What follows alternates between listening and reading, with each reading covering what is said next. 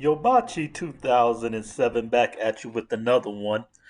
The last time we saw Unusually Bree, it was in late August after she had been fired. And we had this first video about her where I was able to pinpoint how she ended up being the way she is and so bitter and nasty towards men, and maybe part of what her mental mind state is derived from. But then, right after she was fired, we took a look at her continued lack of accountability and pretending to apologize one day just to turn back around and go back in and double and tripling down on black men being dusty and basically altogether mentally ill as a group. So now, looking about 6 months after she was fired as a therapist, we're going to look at about three videos. One right before the 6 month mark. The next one is the next video in her timeline, which is a little bit after the 6 month mark, and another one a little bit after that. Let's see what Bree is up to and where her mental mind frame is. Let's see if she's taken any accountability yet.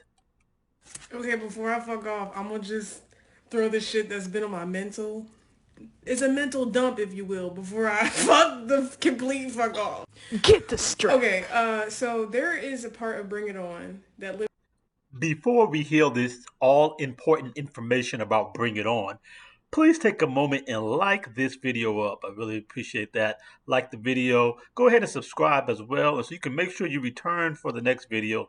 Hit that alert to bring you back. And with that, we're right back at it. Let's see what Bree is talking about here. So there is a part of Bring It On that lives in my head rent free daily, and I cannot shake it, and I would like to share it so it can be in y'all heads as well.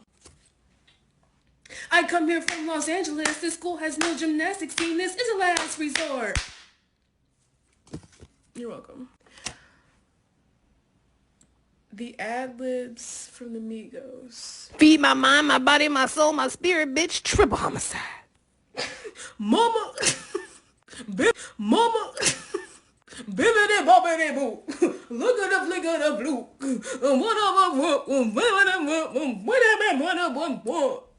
What? Yeah. Magic. Yeah, what is my question as well? So it doesn't seem like she's doing so well there. Let's check out the next video that came up after that. Let's see if she's doing any better. Let's check it out. Call me an ass eater because I ate his ass up. I'm still alive, y'all. I'm still taking a break. Bye. Call. Okay, disgusting, vile, certainly unprofessional, and still seems to be maniacal.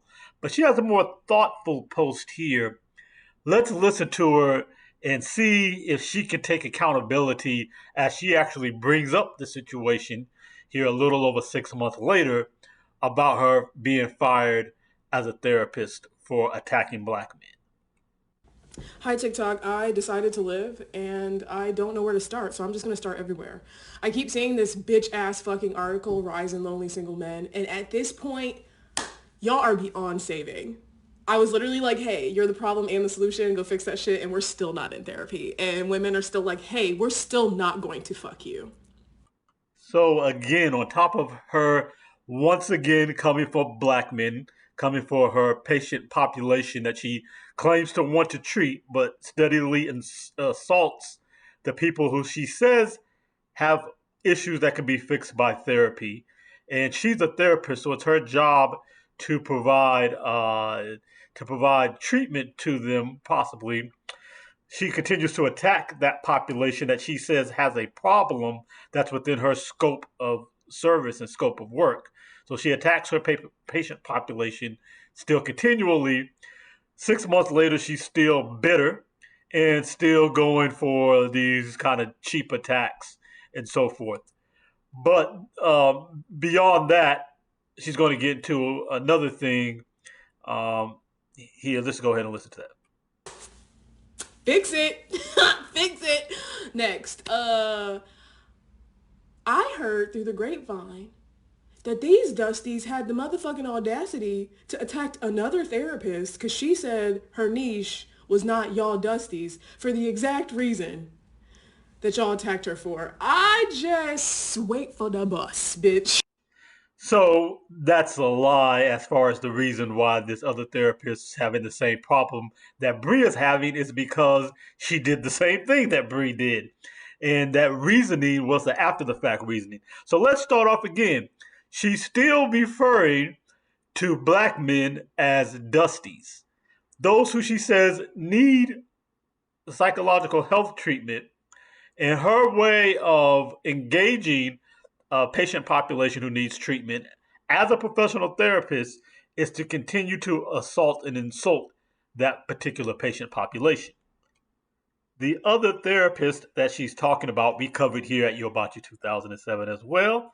Here it is. I even have Bree in the thumbnail because she came for black men publicly first, and now this therapist decided to follow in her footsteps.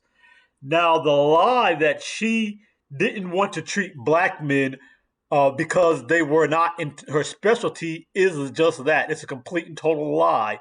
At the time that she made her derogatory comments towards black men as a whole, or she made the statement towards men, but we know indirectly it was about black men specifically, and I'll get to how that is. At the time she made the particular statement that caused her to get to the firestorm on her own website at that moment, and still days and weeks later, it said that she treats black men and women. She then, after she was previously treating black men and women, so black men clearly come into her scope of practice, she then at some point decided that she wasn't going to treat men anymore, is what she said, but because she was previously specifically treating black men, when she stopped treating men, her comments about why she was stopping treating men were comments about black men because it was only black men by her own website, which I show in this video. At the time I made this video, that website was still up with that information on it. At the time that she was discontinuing to deal with black men and her giving her reason why, she was treating black men. So that's the men she was talking about without question. And the reason why and it's in this video, you can look at it and see, the reason why she stopped treating black men, not because they were going after her, because the men who were calling to interview her as a prospective therapist dare to ask her questions about her practice and her approach to therapy. Well, how dare a man who's about to spend $250, $300 per hour of his money to get treatment, something that's very intimate and personal, how dare he have a question about her therapeutic approach? How dare she be questioned? And this is black men being dusty, black men asking questions about the therapeutic medical treatment that they're getting ready to pay for is black men, quote unquote, being dusty. These are the type of assaults from these type of women. And so, brothers, what we have to first understand, I'm not big on the whole therapy world in the first place. I think it's wrought with problems. I think this maniacal craziness that we see from Bree is not untypical of therapists. Not they may not be all this bad, but the people who need therapy the most in this world tend to be therapists. So I'm already kind of out on that whole world on that. But I'm not telling you not to get therapy. And if you do, but if you do, what you need to do is to make sure to check out who you are dealing with. Ask them questions. So if they are so arrogant that they're offended by being questioned about their therapeutic approach, they can go ahead and X themselves out by their attitude or by them choosing not to want to treat you, which is a plus for you.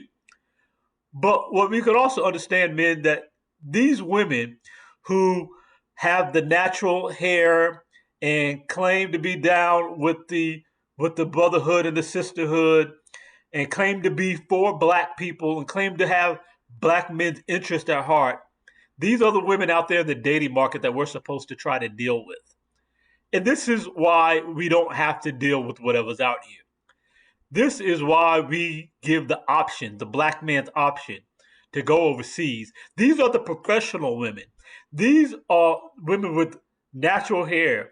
These are the women who call themselves down for us. And this is what we get from them. Don't limit yourself to what women provide to you. Make sure that you put yourself in the best position by your activity, by building yourself up to be prepared to get your best option. And your options do not have to be just in America. You have the choice to go elsewhere. But continue to hold these women to a standard no matter where you get your woman. Make sure she meets standards, whether American, Western, or otherwise. She must meet standards and do not listen to or take this garbage from these women. Hit me with the like. Subscribe to the channel. Hit the notification bell so you can get the next heat. Yo, Bachi 2007. I'm out.